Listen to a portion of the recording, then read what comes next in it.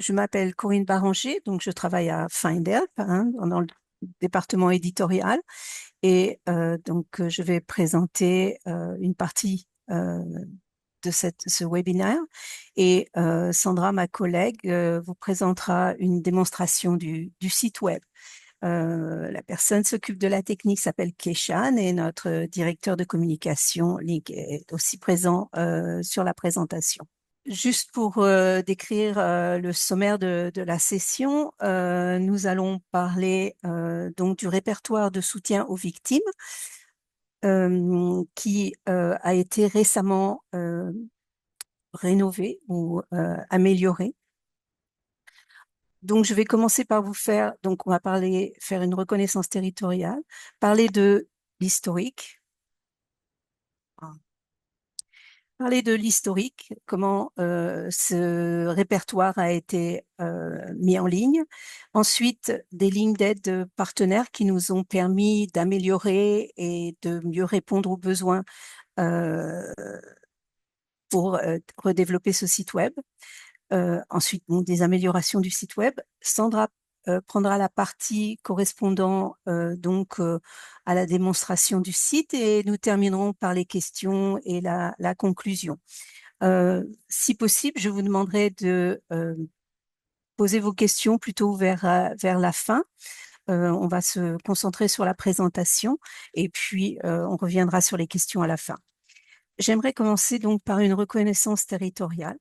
Donc, je souhaite commencer en reconnaissant que nous nous réunissons aujourd'hui sur des terres habitées par les peuples autochtones depuis des temps immémoriaux.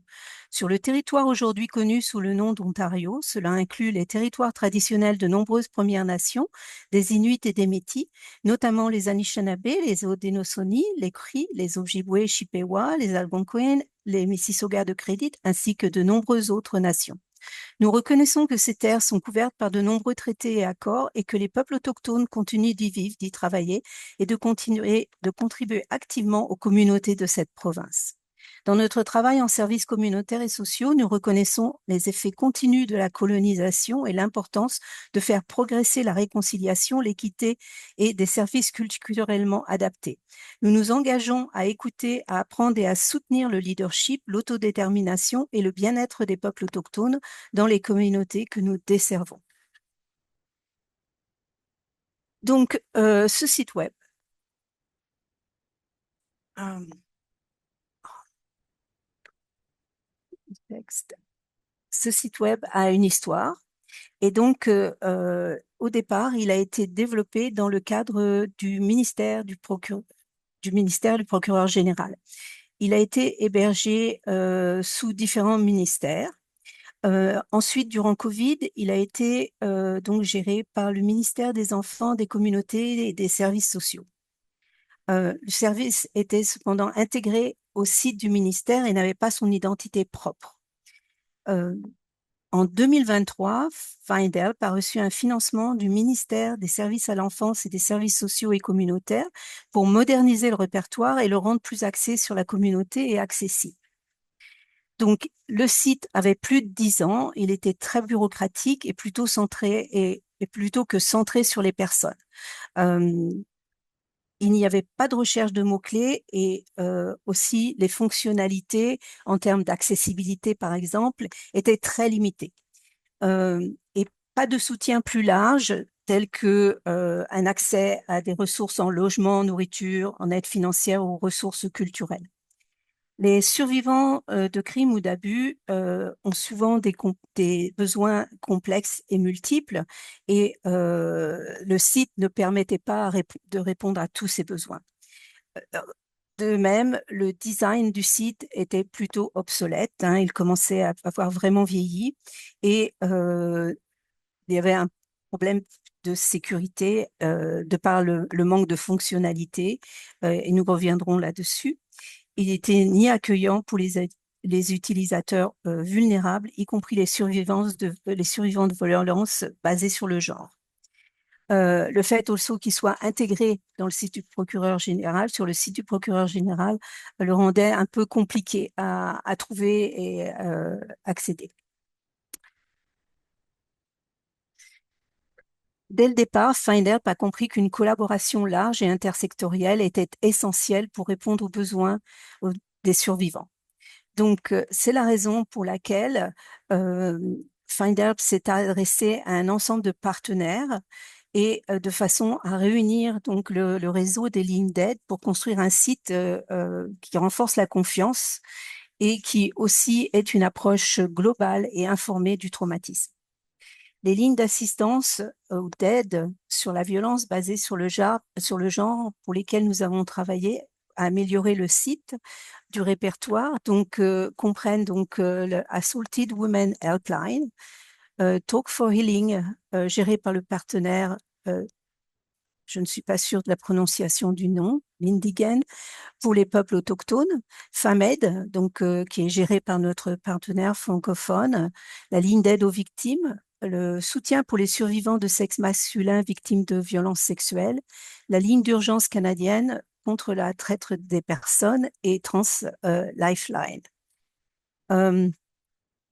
En tant qu'écosystème de soutien partagé, donc le répertoire soutient la coordination au sein du système et réduit la duplication et la redondance en termes d'informations fournies. Les données qui s'affichent sur le répertoire sont également disponibles donc sur le site de 2R1 et sur tous nos sites partenaires, permettant à toute organisation d'accéder et d'utiliser les bases de données pour soutenir les besoins de leur communauté.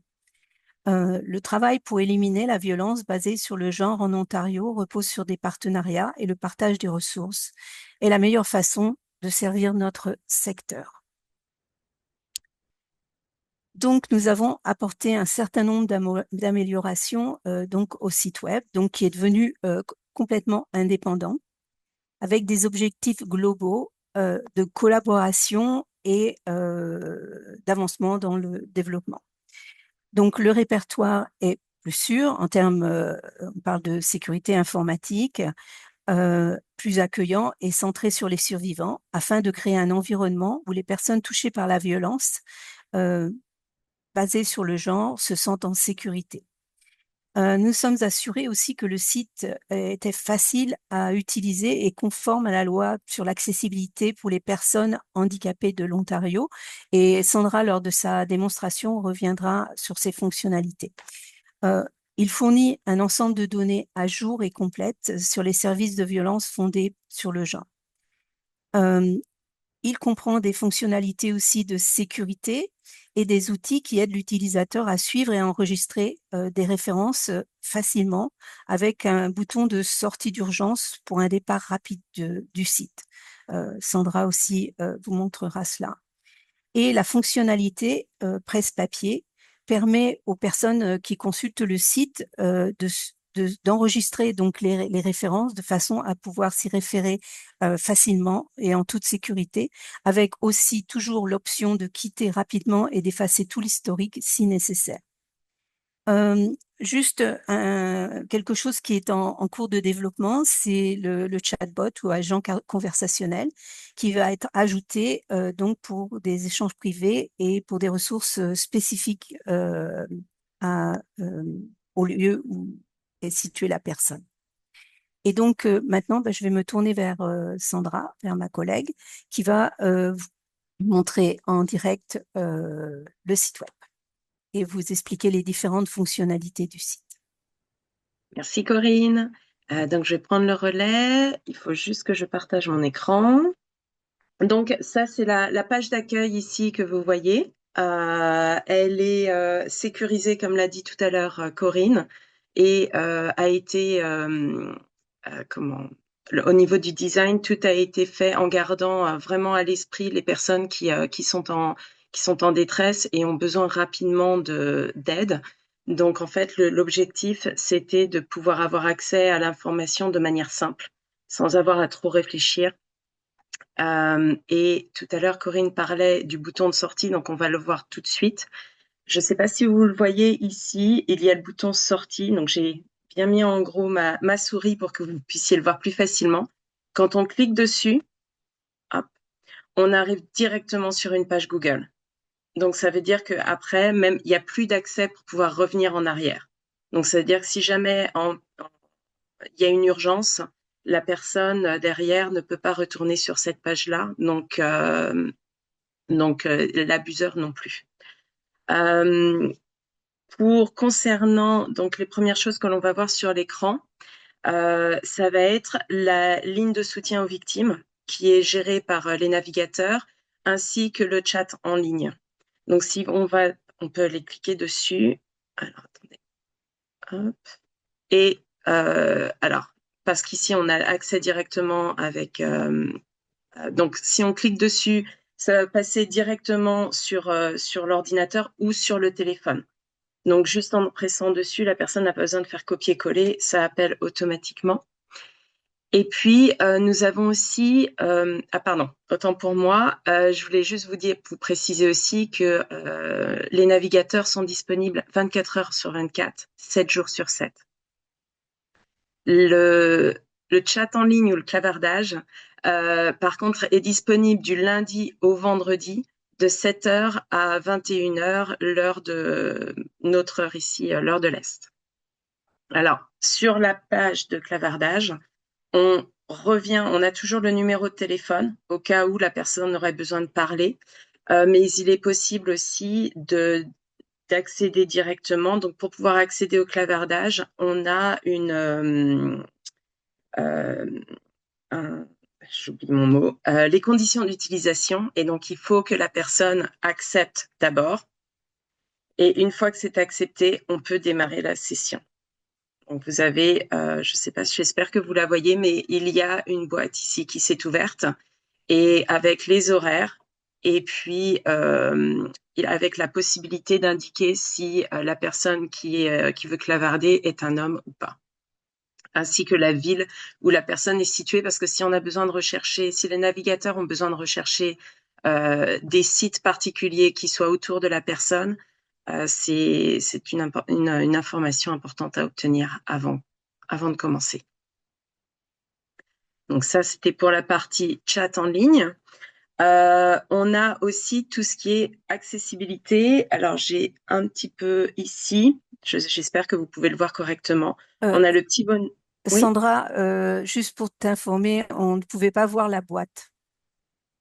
on ne pouvait pas voir la boîte? Non, parce que tu as dû partager qu'une partie de ton écran ou Normalement, j'ai tout partagé. Alors, si je fais stop share et on va réessayer. Share, document, ça va me donner ça. Entire screen. OK. Ici. Est-ce que c'est mieux comme ça? Ici. Et donc, c'est j'accepte, démarrer la session. Et oui, est-ce que vous on peut voyez la voir. boîte? Là, D'accord. on la voit. Donc là, sur la boîte, on vous demande si vous êtes lié à un survivant masculin, auquel cas vous pouvez répondre oui ou non suivant la situation, et indiquer aussi la ville dans laquelle la personne est. Et puis faire submit. Et une fois que ça fait soumettre, à ce moment-là, la personne aura directement une interaction avec un navigateur. Donc je peux venir ici directement. Au niveau de l'accessibilité, donc tout à l'heure Corinne vous en parlait aussi, pour les personnes qui ont des problèmes de vue, une vision réduite, il est possible de les modifier ici. Donc vous voyez directement sur mon écran et il y a plusieurs formats. Donc là, la personne peut choisir en fonction de ce qui lui convient le mieux. Corinne en a parlé aussi tout à l'heure. On est en train de travailler pour essayer d'avoir l'accessibilité pour les personnes qui malentendantes. Aujourd'hui, ça ne fonctionne pas, on n'y a pas accès, mais ça fait partie des choses sur lesquelles on travaille et on espère que ce sera développé assez rapidement. Ensuite, je vais revenir sur la page d'accueil, donc qui est dans Recherche. Et vous avez ici, pour pouvoir refaire une recherche directement, donc je vais prendre par exemple, on va rester sur Toronto, et on peut, ici, vous avez différents sujets. Donc, comme vous le voyez, il y a l'aide et soutien aux victimes, counseling, crise, logement, et il y a toute une liste. Donc, la personne peut sélectionner là où elle a besoin d'aide. Par exemple, on va faire crise et urgence. Et puis, ligne de crise pour les personnes victimes de violences. Donc, comme vous pouvez le voir, il y a des sous-thèmes et il est possible de sélectionner ce qui convient, la situation qui convient le plus. Alors ici, vous avez, on a parlé tout à l'heure du presse-papier. Donc vous avez toute la liste que nous maintenons en tant qu'éditeur. Et vous avez un certain nombre d'organismes. Donc, il est possible pour la personne qui a besoin d'aide d'appuyer sur le plus, presse-papier. Je vais en sélectionner quelques-uns. Hop, ici et là, par exemple. Et une fois que vous l'avez ici, je suis désolée, je pense que vous voyez ça maintenant. Il est possible d'aller directement dans le presse-papier. Et là, ça a sauvegardé. J'en avais déjà sélectionné d'autres avant de faire la présentation, mais ça permet d'avoir uniquement les organismes que j'ai sélectionnés. Et donc, si quelqu'un a besoin de retourner et d'appeler, il n'y a pas besoin de refaire la recherche à chaque fois. Même si vous, à titre professionnel, vous utilisez le site, c'est la même chose. Vous pouvez utiliser le presse-papier pour pouvoir sauvegarder les sites qui vous intéressent et gagner du temps. Et vous pouvez créer plusieurs presse-papier aussi. Donc, si on va dessus, euh, je ne l'ai plus recherché. Mince, je ne l'ai plus. Mais vous pouvez en faire plusieurs et les sélectionner. Au niveau de la présentation, des recherches aussi, une chose dont je n'ai pas parlé, il est possible de faire une recherche en fonction de la personne qui est en face. C'est-à-dire que il y a les services qui sont organisés, par exemple, pour la communauté noire uniquement, pour les peuples autochtones, les personnes âgées, les femmes, euh, la communauté LGBTQ, les francophones, les nouveaux arrivants, les jeunes et les hommes. Je voudrais parler de ce qui a été développé pour les hommes parce que ici c'est 7 jours sur 7, 24 heures sur 24. Et il faut savoir que les gens qui assistent, les hommes sont spécialisés. Ils ont des formations spéciales pour être sûrs de pouvoir répondre aussi à leurs besoins. Si je reviens sur la recherche, donc il est aussi possible de faire une recherche par mots-clés. Donc ici, on va laisser par exemple Toronto. Je veux chercher, par exemple, Oasis Centre des femmes. Je vais l'avoir ici et je peux cliquer directement dessus et ça va me faire ma recherche et je vais avoir les différentes options qui me sont offertes pour cet organisme. Et là, il suffit tout simplement d'aller dessus et d'avoir la fiche descriptive. Et d'ailleurs, pour vous, en tant que description, vous avez aussi la possibilité de demander à faire une mise à jour. Il vous suffit tout simplement de cliquer ici. Et si jamais vous vous rendez compte qu'il y a une information qui n'est pas correcte, à ce moment-là, vous pouvez faire les modifications et ça nous viendra directement. Ça nous arrivera directement pour qu'on puisse faire le nécessaire et être sûr d'avoir toujours les fiches qui sont à jour avec les bonnes informations. Je crois que... Ah si, je sais ce que je voulais vous montrer aussi. Nous avons aussi ce que l'on appelle le tableau de bord avec les détails, tous les statistiques en fait que nous avons. Donc ici, vous pouvez voir que ça date du avril 2023 jusqu'à aujourd'hui. Il faut savoir que pour le moment, tout est en anglais, mais vous pouvez avoir quand même l'ensemble de toutes les informations. Et si vous allez sur données du site web, ici, donc je vais dessus, vous pouvez sélectionner les dates que vous voulez et vous pouvez aussi choisir par ville. Si par exemple, je veux uniquement la ville d'Ajax, il suffit d'aller sur Only et on peut voir que sur le mois dernier, il y a eu 8 utilisateurs et vous avez toutes les statistiques qui existent pour cette période-là. Et vous pouvez bien évidemment choisir après toutes les villes qui vous intéressent. Et je vérifie juste, je pense que voilà.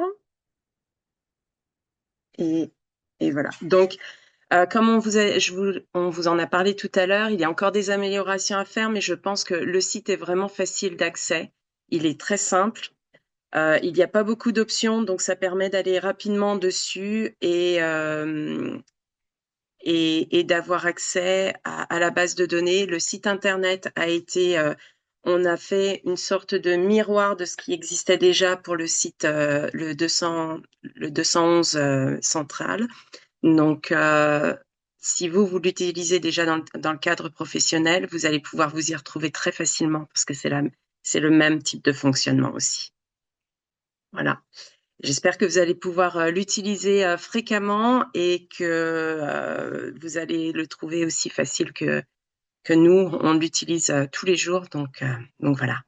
Je ne sais pas s'il y a des questions. Oh, donc si je Ok, cherche. je cherche sur Google, je vais trouver votre site. Tout à fait. Si on fait... attendez. Ah, j'ai plus mon écran de partager. Mais oui, si vous allez vous pouvez nous retrouver sur Google.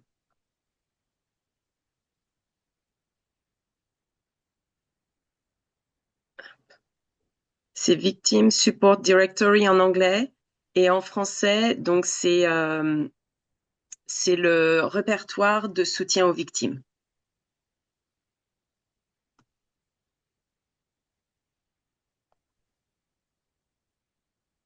Ok, eh bien, on va pouvoir clore la session. Merci à tous, à toutes les personnes qui ont participé à ce webinaire, en espérant que vous avez pu visualiser un peu toutes ces nouvelles fonctionnalités et que vous aurez accès à ce que vous cherchez facilement à travers ce site web.